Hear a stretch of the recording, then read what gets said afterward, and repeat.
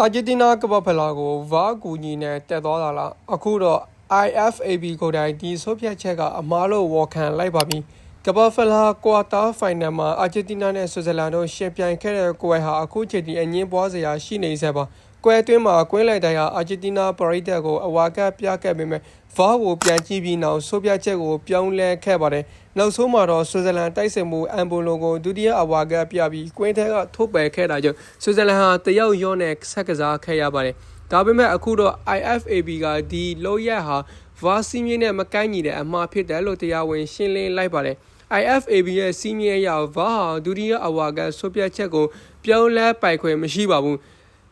ကစားသမားနာမည်မှားယွင်းသွားတဲ့အခြေအနေမျိုးမှာသာပြင်ဆင်ခွင့်ရှိတယ်ဖြစ်ပါတယ်။ဒါကြောင့်အမ်ဘိုလိုရဲ့အနီကဟာမဖြစ်သေးခဲ့တဲ့ဆိုဗီယက်ချက်တစ်ခုလို့ IFAB ကအသိမှတ်ပြုခဲ့တာပါ။ဒီအမှားကွဲရလက်ကိုအမှန်တကယ်တက်ရောက်ခဲ့သလားအာဂျင်တီးနားရဲ့အောက်ဝဲပေါ်အကျိုးသက်ရောက်မှုရှိခဲ့သလားဆိုတာကတော့ဘောလုံးပလေးသက်တွေကြားဆွေးနွေးညှင်းခုန်နေကြဆဲဖြစ်ပါတယ်။ခင်ဗျားတို့ရောဒီဗာအမှားဟာအာဂျင်တီးနားအတွက်အကျိုးရှိခဲ့တယ်လို့ထင်သလား။ဒါမှမဟုတ်ရလက်ကအတူတူပဲဖြစ်နေမယ်လို့ယုံကြည်သလား။ comment မှာသင်ရဲ့အမြင်ကိုမျှဝေပေးလို့ရပါတယ်အခုလိုဗီဒီယိုကိုစိုးကြည့်ကြည့်ရှုပေးတဲ့အတွက်ကျေးဇူးအထူးတင်ရှိပါတယ်ကျွန်တော်ကတော့ Mark ပဲဖြစ်ပါတယ်